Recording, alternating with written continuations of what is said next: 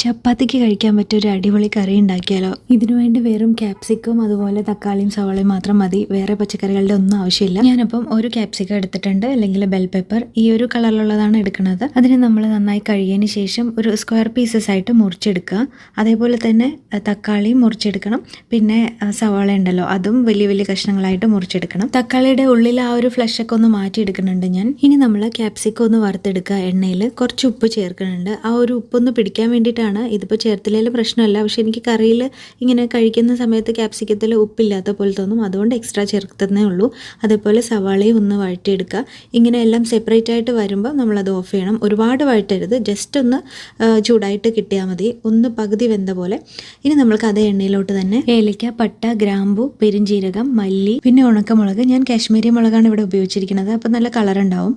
പിന്നെ കുറച്ച് സവാള എടുക്കുക. അത് ഇതിന് വേണ്ടിയിട്ട് സെപ്പറേറ്റ് ആയിട്ടുള്ള സവാളയും ഇഞ്ചി വെളുത്തുള്ളിയും കൂടി ഇട്ടിട്ട് ഇതിലോട്ട് വഴറ്റിയെടുക്കണം.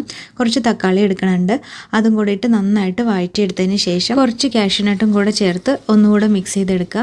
തണുത്തതിന് ശേഷം ഇത് മിക്സിയിലിട്ട് നല്ല പേസ്റ്റ് പോലെ അരച്ചെടുക്കണം. ഒരു പാനിൽ എണ്ണയോ ബട്ടറോ ഒഴിച്ചതിന് ശേഷം അതിലോട്ട് വെളുത്തുള്ളി ഇടുക. കുഞ്ഞു കുഞ്ഞായിട്ട് അരിഞ്ഞത് വേണം ഇടാൻ വേണ്ടിയിട്ട്. അതിനുശേഷം നമ്മൾ ഈ ഒരു പേസ്റ്റും കൂടെ ചേർക്കുക എണ്ണയിൽ.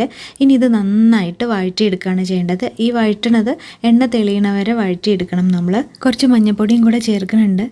എരിവ് കുറച്ചുകൂടെ വേണം തോന്നുകയാണെങ്കിൽ കുറച്ചുകൂടെ മുളക് പൊടി ചേർക്കാം. ഞാനിപ്പോൾ ചേർത്തിട്ടുണ്ട്. മസാലയുടെ എരിവ് നോക്കിയപ്പം കാശ്മീരി മുളകല്ലേ, അപ്പം അത്ര എരിവില്ലാത്തതുകൊണ്ട്. പിന്നെ എരിവിൻ്റെ ഒക്കെ അളവ് നമ്മൾക്ക് ഇഷ്ടമുള്ളതുപോലെയൊക്കെ കൂട്ടും കുറയ്ക്കുകയൊക്കെ ചെയ്യാം.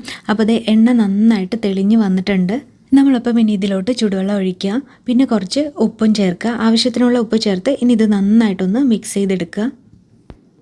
ഇനി ഇതൊന്നൊരു മീഡിയം ഫ്ലെയിമിൽ ഇട്ടിട്ട് ഒന്ന് തിളപ്പിച്ച് നന്നായിട്ട് അതിൻ്റെ എണ്ണ മുകളിലോട്ടൊക്കെ ഇങ്ങനെ പാറി വരുന്ന പോലെ ആക്കണം.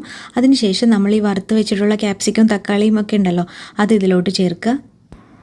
ഒരു 1-2 മിനിറ്റ് ഇതിൽ കിടന്നൊന്ന് തിളയ്ക്കണം, അത്രേ ഉള്ളൂ. അതിനുശേഷം അവസാനം നമ്മുടെ മേഥി ഇല ഉണ്ടല്ലോ, കസ്തൂരി മേഥി, അതും കൂടെ ചേർക്കുക. കുറച്ച് ഗരം മസാലയുടെ പൊടിയും കൂടെ തൂവി കൊടുക്കണമെങ്കിൽ അങ്ങനെ ചെയ്യാം. ഞാൻ ഹോൾ സ്പൈസസ് ഇട്ടതുകൊണ്ട് കൂടുതൽ ആ ഒരു കുത്തൽ വേണ്ടെന്ന് പറഞ്ഞിട്ട് അതിട്ട് കൊടുത്തിട്ടില്ല. എന്നിട്ട് എത്രയേ ഉള്ളൂ, ഒന്ന് ഇളക്കിയിട്ട് ഓഫ് ചെയ്ത് വയ്ക്കുക സ്റ്റൗ. പിന്നെ കുറച്ചുകൂടെ കഴിയുമ്പോഴത്തേക്കും ഇതുപോലെ ആവട്ടോ, നല്ല രസമായിട്ട് നല്ല ടേസ്റ്റിലാണ് ഉണ്ടാവുക. പിന്നെ ഈ ക്യാപ്സിക്കം അല്ലെങ്കിൽ നിങ്ങൾക്ക് അതിന് പകരം നിങ്ങൾക്ക് ഇഷ്ടമുള്ള വെജിറ്റബിളൊക്കെ ഇട്ടിട്ട് ഇതേപോലെ തന്നെ വേണമെങ്കിൽ ഉണ്ടാക്കി നോക്കാം. നല്ല ടേസ്റ്റാണ്. ഇനി ചപ്പാത്തിക്ക് എന്ത് കറി ഉണ്ടാക്കുമെന്ന് ഇങ്ങനെ ആലോചിച്ചിരിക്കേണ്ട ആവശ്യമില്ല. ഇതൊന്ന് ട്രൈ ചെയ്ത് നോക്കൂ. ട്രൈ ചെയ്തതിന് ശേഷം അഭിപ്രായങ്ങളൊക്കെ കമൻറ്റ് ചെയ്യാൻ മറക്കരുത്. ഈ വീഡിയോ ഇഷ്ടപ്പെടുവാണെങ്കിൽ തീർച്ചയായിട്ടും ലൈക്ക് ചെയ്യാനും അതുപോലെ ആദ്യമായിട്ട് കാണുന്നവരാരെങ്കിലും ഉണ്ടെങ്കിൽ സബ്സ്ക്രൈബും കൂടി ചെയ്തേക്കാനും മറക്കരുത്. നമുക്കിനി അടുത്തൊരു വീഡിയോയിൽ കാണാം. ഒരുപാട് താങ്ക്സ് ഉണ്ട് എല്ലാവർക്കും ഇവിടെ കണ്ടതിൽ. ബൈ.